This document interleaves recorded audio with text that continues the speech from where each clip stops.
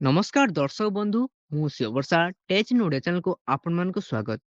ଆଜି ଆମେ ଜାଣିବା ଭଦ୍ରକ ଜିଲ୍ଲା କୋର୍ଟର ନୂଆ ନିଯୁକ୍ତି ବିଷୟରେ।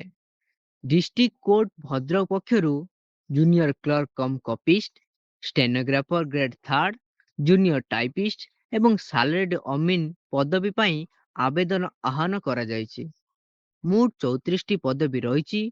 ଜୁନିୟର କ୍ଲର୍କ ପାଇଁ 19ଟି, ଷ୍ଟେନୋଗ୍ରାଫର ଗ୍ରେଡ୍ ଥାର୍ଡ ପାଇଁ 5ଟି, ଜୁନିୟର ଟାଇପିଷ୍ଟ ପାଇଁ 5ଟି ଏବଂ ସାଲାରିଡ୍ ଅମିନ୍ ପାଇଁ 5ଟି ପଦବୀ ରହିଛି।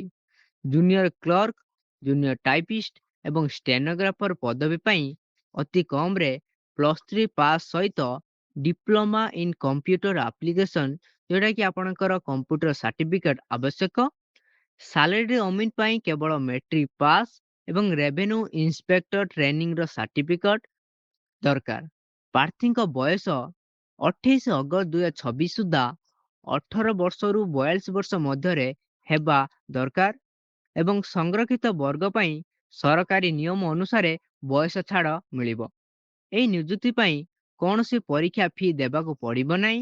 ଆବେଦନର ଶେଷ ତାରିଖ 28 ଅଗଷ୍ଟ 2026 ରହିଛି।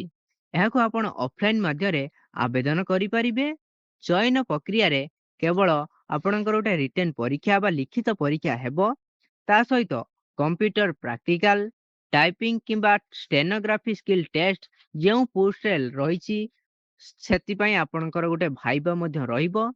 ଯଦି ଆପଣ ଏହି ନିଯୁକ୍ତି ପାଇଁ ଆବେଦନ କରିବାକୁ ଚାହୁଁଛନ୍ତି, ତେବେ ସମସ୍ତ ଯୋଗ୍ୟତା ଓ ଦରକାରୀ ଡକ୍ୟୁମେଣ୍ଟ ଯାଞ୍ଚ କରି ଶେଷ ତାରିଖ ପୂର୍ବରୁ ଆବେଦନ କରନ୍ତୁ। ଏହି ଆଡଭର୍ଟାଇଜମେଣ୍ଟଟା ଆପଣ ଭଦ୍ରକ ଡିଷ୍ଟ୍ରିକ୍ଟ କୋର୍ଟ ୱେବସାଇଟ୍ ମାଧ୍ୟମରେ ଉପଲବ୍ଧ ଅଛି। ଆପଣ ଯାଇ ସେଠୁ ଡାଉନଲୋଡ୍ କରିପାରିବେ କିମ୍ବା ଆମ ଟେଲିଗ୍ରାମ ଚ୍ୟାନେଲରେ ଏଇ ପିଡିଏଫଟା ଅଛି। ଆପଣ ସେଠୁ ଯାଇକି ଡାଉନଲୋଡ୍ କରି ସମସ୍ତ ତଥ୍ୟବଳୀ ଏବଂ କ'ଣ ସବୁ ଡକ୍ୟୁମେଣ୍ଟ ରହିଛି ଏବଂ କ'ଣ ସବୁ ସିଲାବସ୍ ରହିଛି ଆପଣ ସବୁ ଚେକ୍ କରିପାରିବେ ଏବଂ ଏହାକୁ 28 ଅଗଷ୍ଟ 2026 ସୁଦ୍ଧା ଆପଣ ଏହାକୁ ଆପ୍ଲାଏ କରିପାରିବେ। ଏହାକୁ ଆପ୍ଲାଏ କରିବା ପାଇଁ ଆପଣ କେବଳ ସ୍ପିଡ୍ ପୋଷ୍ଟ କିମ୍ବା ଭଦ୍ରକ ଡିଷ୍ଟ୍ରିକ୍ଟ କୋର୍ଟ ଅଫିସରେ ଯାଇ ଆପଣ ଦାଖଲ କରିପାରିବେ। ଯଦି ଭିଡ଼ିଓଟି ଭଲ ଲାଗିଥିବ ତାହେଲେ ଆମ ଚ୍ୟାନେଲକୁ ସବସ୍କ୍ରାଇବ କରି ରଖନ୍ତୁ, ଯାହା ଫଳରେ ଏହିପରି ଭିଡ଼ିଓ ଆପଣ ସବୁବେଳେ ଦେଖିପାରିବେ।